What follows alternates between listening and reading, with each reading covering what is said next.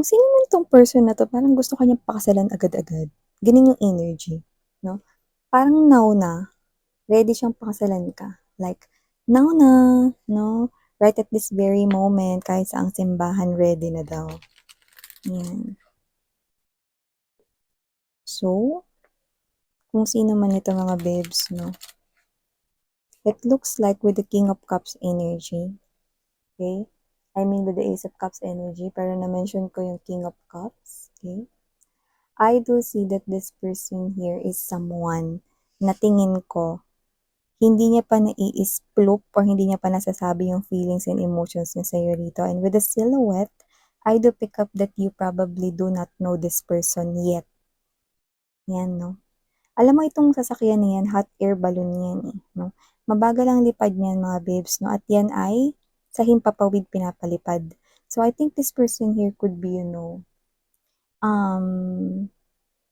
nasa isa siyang high na place, looking here, no, yung mga ways kung paano rito sasabihin yung feelings and emotions niya here for you na nakatago, no? Kasi ang King of Cups energy, no, as what I've mentioned, no, ang King of Cups energy is yung energy ng malihim, lalo na pagdating sa emotions and feelings, pero naka-steady.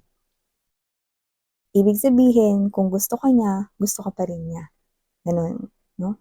So, nakita ko dito with the Ace of Cups energy, lumalabas siya dito bilang new love. Pero, I think hindi pa ito nare-reveal sa'yo. Okay? Nang malinaw. Kumbaga parang blurred pa ito, no? With the silhouette right here. Okay?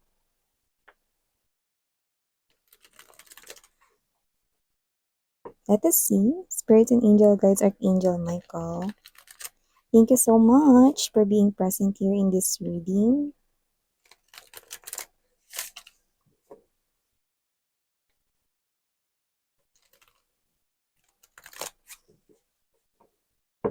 Okay, so let's go ahead and check out other informations.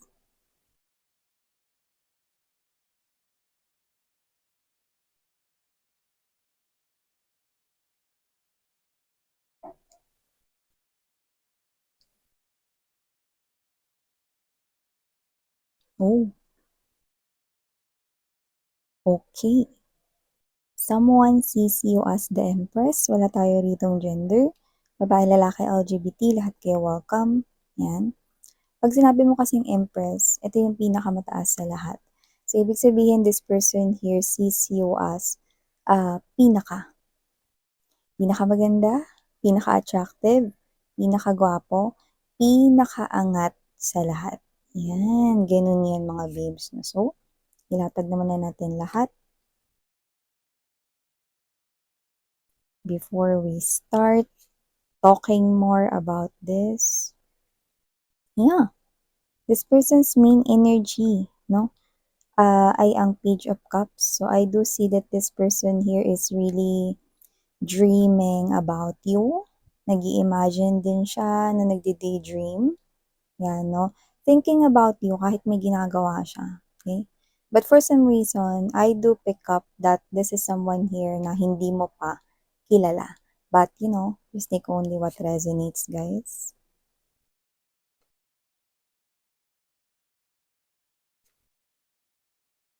Okay? Yeah.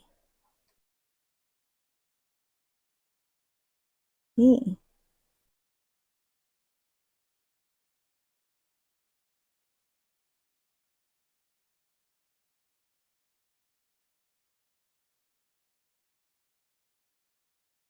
Oh, so hey there mga my loves collective. Thank you so much for always staying here with me in this channel, babes. So hi pala sa mga bagong subscribers. Ako po si Yan, welcome.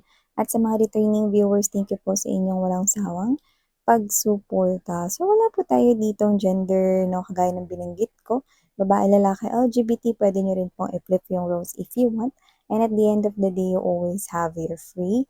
Well, na free mo namang gamitin anytime, anywhere. At kung hindi niyo pa po alam, meron pa po tayong isa pang channel. The link is down below the description box. So, nakita ko dito mga babes na meron ditong energy, no, ng someone connecting sa inyo. And this person here with the 12 wands energy, 6 of Pentacles, no, wala siya ditong ibang mahanap na makakahigit sa'yo. However, this individual is, this person here sees you as the Empress. Pinakaangat sa lahat, pinakamaganda, pinakagwapo, pinaka-sexy, pinakalahat na. So, ibig sabihin, no, nakita ko rito na pinakauna niyang nagustuhan ay ang physical appearance mo.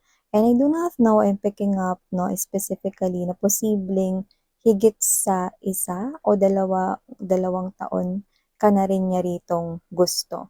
Parang yung mukha mo is parang yun talaga yung tipo niya, 'no? Gano'n yung nakukuha ko rito. So, regardless kung ano man ang gender mo, I think this person here una ka niyang nagustuhan dahil sa iyong physical appearance. So, yun mga babes, 'no, nakikita ko rito na itong person na 'to 'no, wala pa rin siya ritong nahahanap na iba na makakahigit sa'yo.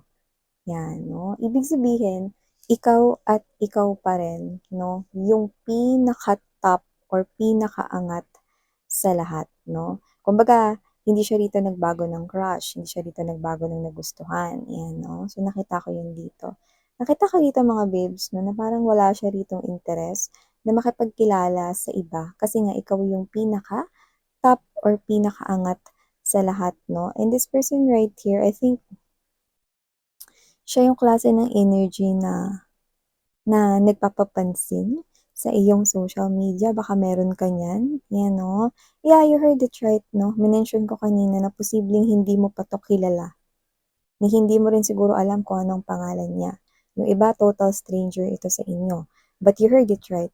Maaaring itong person na 'to 'no, ay gusto na kayo 'no, 2 years ago na or more than 1 year or more than 2 years, 'yan 'no, matagal na, 'yan, Paano nangyari yun Miss 'yan?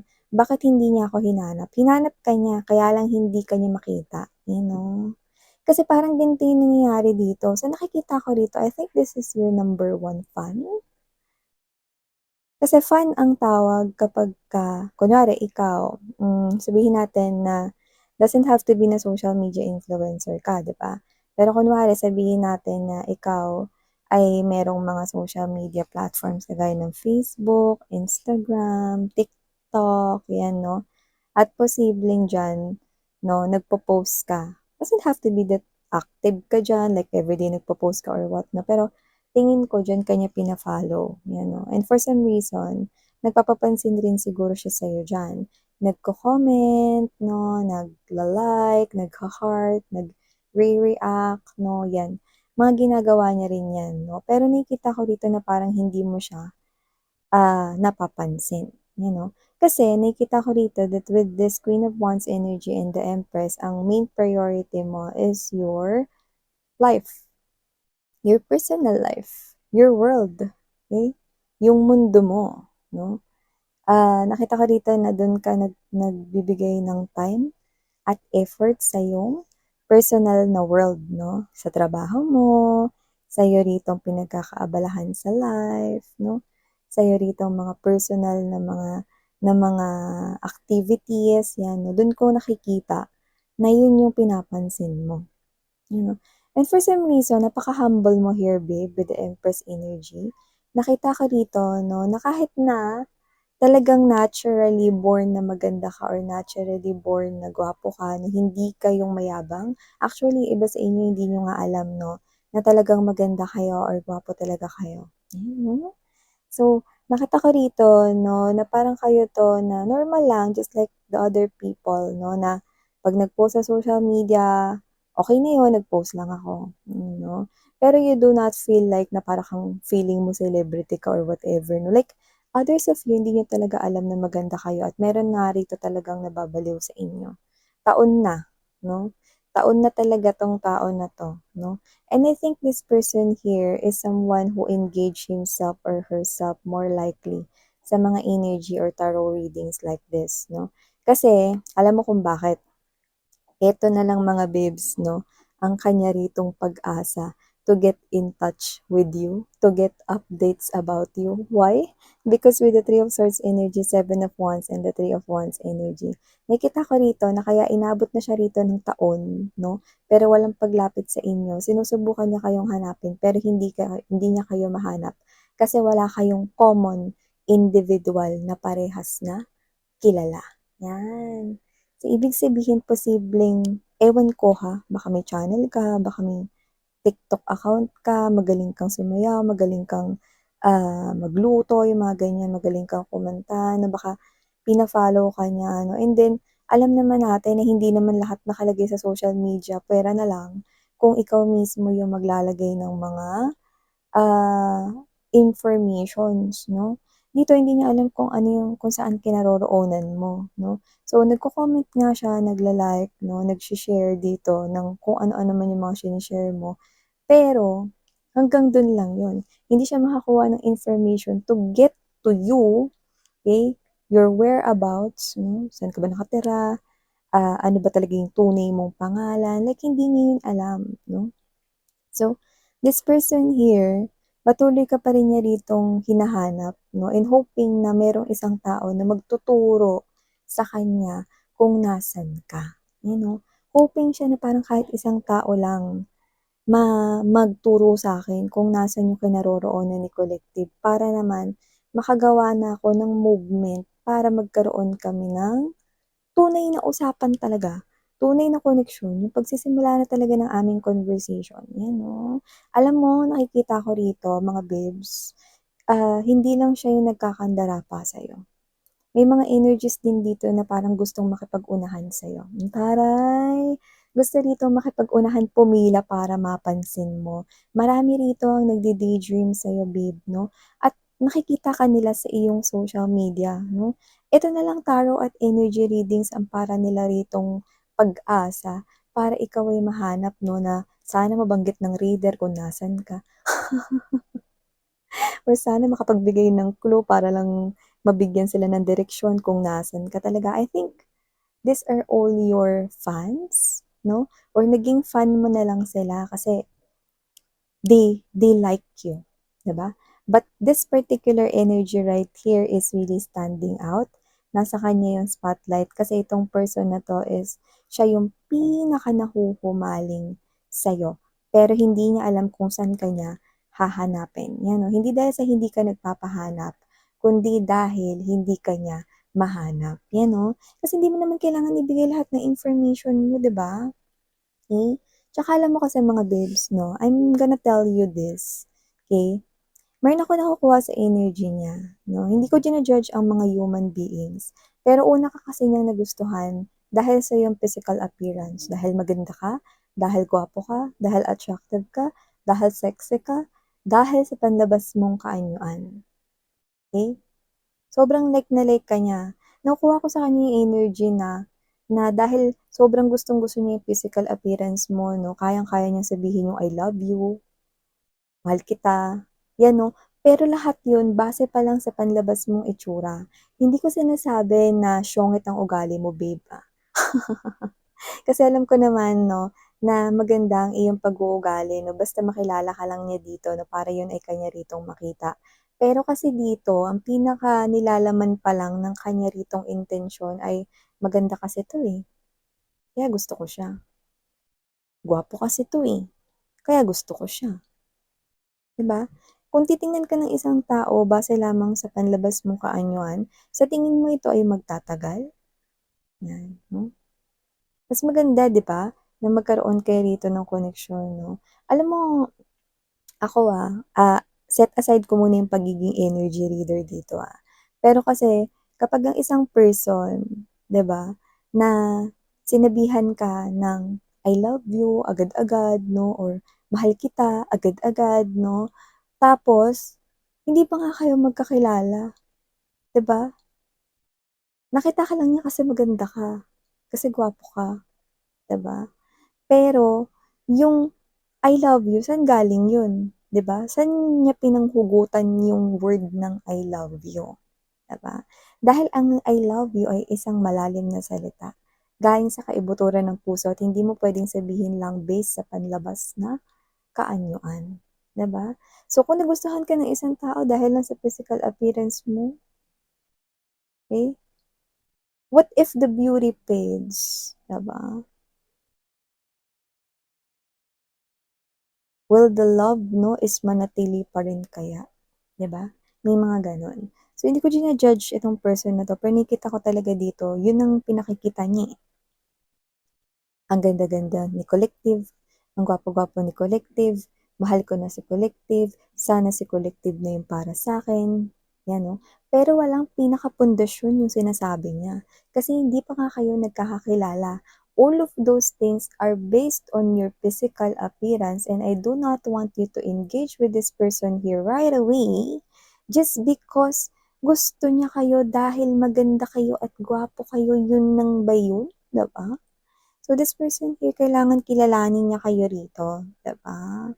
Yeah, I know, okey. Kasi busy kayo here with your own personal world 'no, naiintindihan ko naman yun here 'no, and of course, mga babes 'no, meron tayong tinatawag na na plano ni universe 'no, for our lives.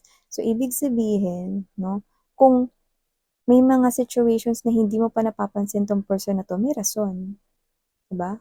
The universe, may rason sa universe kung bakit hindi kayo pinagtatagpo pa nitong person na 'to, okey? Sometimes the universe says no because it's a protection. Sometimes the universe says yes, okey, at gagawa sila ng paraan para magkalapit kayo because it's meant to be, 'di ba? So, either dun. It could be a protection or it could be, okey, meant to be, 'di ba? So, nakita ko dito for some reason, yung iba po sa kanila is single mom and single dad but doesn't have to be. Pero na-pick up natin yun kaya minention din natin here, babes. But this person here will continue na maging fanatic mo, yun ang nakikita ko rito. So, nakikita ko dito na hinahangaan ka niya kahit hindi ka isang celebrity or hindi ka isang artista. Pero yung pagkakatingin niya talaga sa'yo at pagkaka-describe niya sa'yo ay isa ka talagang artistahin. Yan yung nakukuha ko rito. This person here finds you really physically attractive and alam niya rin naman 'no, na meron ka ritong parang tinataglay na mabait ka 'no, or maaaring maganda yung pag-uugali mo. May mga gano'n rin siya rito na naiisip 'no, and yeah, that's true naman. Kaya lang kasi ang nagiging foundation or pundasyon ng kanya ritong pinanghuhugutan ay base sa iyong physical appearance, kaya parang hindi ko siya gano'n pinagkakatiwalaan. Mas gusto ko na yung magmamahal para sa'yo ay yung tao rito 'no, na makikita ka ng higit pa sa iyong ganda or sa iyong kagwapuhan 'no, higit pa sa iyong panlabas na kaanyuan 'no. Yung pagmamahal na hindi masusukat kahit na lumipas pa ang ganda at lumipas pa ang kagwapuhan ng isang nilalang, 'di ba? So, mas maganda rito 'no, na mahal ka niya dahil nakilala ka niya, hindi yung sinabi niya yung I love you dahil lang maganda ka or gwapo ka, 'di ba? Dun tayo sa mas matibay na pundasyon, yung may legacy, 'di ba? Dun tayo sa may, sa may tibay 'no, kaysa dun sa panandalian lamang, 'di ba? So, hindi ko sinasabi 'no na mali magkagusto sa may itsura. Ang sinasabi ko lang 'no is, this person here is I'm picking up na telling you right away na gusto ka niya, I like you agad, I love you na nga yung iba, eh, 'no. Pero hindi pa niya kayo nakikilala 'no. Nasasabi niya yun kasi maganda kayo at gwapo kayo, yun yung pinakatinutumbok ng reading na yun 'no. So, yeah, mga basic ang mga mensaheng nakuha ko here for you guys 'no. Always know the person first 'no, really well bago magsabi ng mga words na napakaimportante na mga words, hindi basta-basta binabanggit yang mga I love you na yan, I miss you na yan 'no, kung wala yang matibay na pundasyon, okey? So, thank you so much and saranghaeyo, love and light. Annyeong.